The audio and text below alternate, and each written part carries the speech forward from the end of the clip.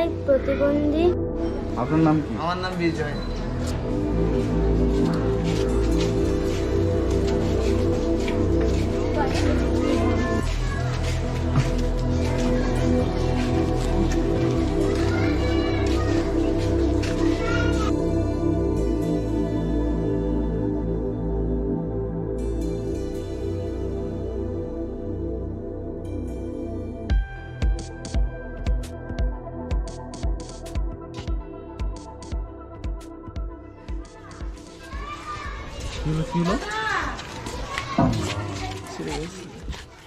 দর্শক আসসালামু আলাইকুম। আপনারা দেখতে পাচ্ছেন একটি ছেলে, এটা হচ্ছে চট্টগ্রামের কলসিডিগির পাড়ের পকেট গেটে সে হচ্ছে তার প্রতিবন্ধী বাবাকে নিয়ে বসবাস করছেন।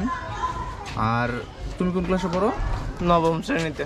সে হচ্ছে নবম শ্রেণীতে পড়তেছে, হাঁটতে পারে না। তার হচ্ছে শারীরিক যে অক্ষমতা, সে সঠিকভাবে হাঁটাচলা করতে পারে না স্বাভাবিক মানুষের মতো করে। সে অনেক কষ্ট করে সে ক্লাস 9 পর্যন্ত পড়াশোনা করছে। তো আপনারা এই মুহূর্তে দেখতে পাচ্ছেন যে রাস্তায় পড়ে গিয়ে আসলে তার হাতে রক্ত বের হচ্ছে। আপনারা একটু পরিচয় দিয়ে আপনার বিস্তারিত একটু বলেন আমাদেরকে। হ্যাঁ, আমার নাম বিজয় দাস। আমি চট্টগ্রাম সাতকানিয়া কেউজিয়াতে থাকি। আমি ওখানেই পড়ালেখা করেছি, কাকার বাড়িতে থেকে ওখানেই পড়ালেখা করতাম। আসলে আমার মা বাবার থেকে সম্ভব না যে আমাকে পড়ালেখা করাবে, বা আমাদের সে অবস্থা ছিল না। মা যতক্ষণ কাজ করে তাই আমরা সেভাবে চলি। এখানে আমার মা শহরে থাকে, আমি আসছি এখানে আমার অসুস্থতার জন্য। এরপর আমি এখানে চলে আসি। আর আমার একটা চিকিৎসা করানোর কথা ছিল, কিন্তু সেই চিকিৎসা হয় নাই, যার আশায় আমি এখানে আসছিলাম। তো আমার পড়ালেখা বলতে অনেক কষ্ট করে পড়ালেখাটা করতেছি। স্কুলটা অনেকটাই দূরে, প্রায় 1 কিলোমিটার থেকেও বেশি।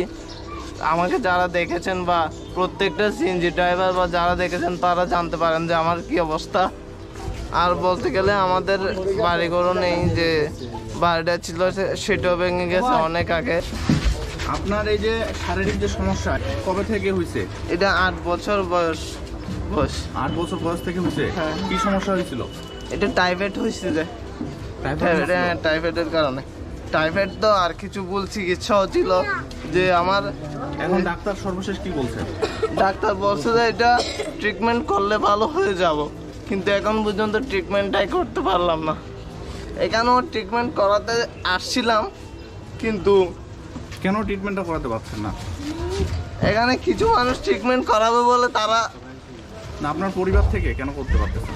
আমাদের পরিবারের আর্থিক অবস্থা ভালো নেই বলতে আমার সাথে একটা মানুষের সার্বক্ষণ থাকতে হবে, আর যে অর্থটা দিতে হবে সেটা আমার পরিবার থেকে দেওয়া সম্ভব হচ্ছে না। আপনার বাবা মা কি করেন? আমার বাবা বলতে উনি একজন প্রতিবন্ধী, উনিও তেমন কিছু করতে পারেন না। যদি পারেন। আপনার বাবা প্রতিবন্ধী? হ্যাঁ হ্যাঁ, আমার বাবা প্রতিবন্ধী। ইনি আপনার বাবা হয় নাকি? হ্যাঁ, ইনি আমার বাবা। আচ্ছা,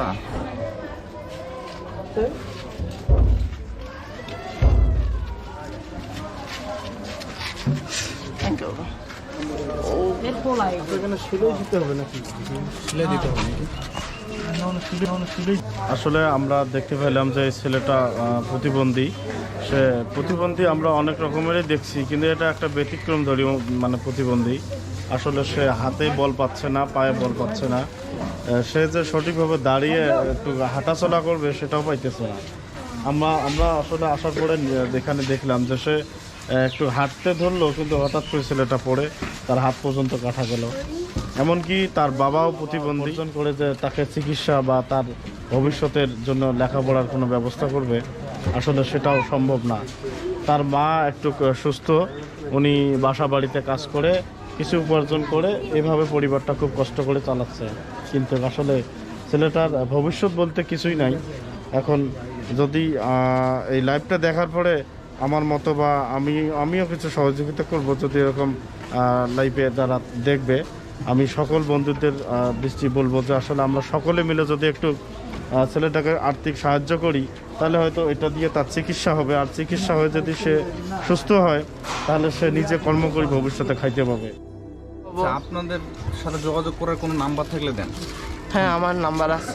হ্যাঁ, নাম্বারটা বলেন। হ্যাঁ, 0140451349 এটা আমার নিজের নাম্বার।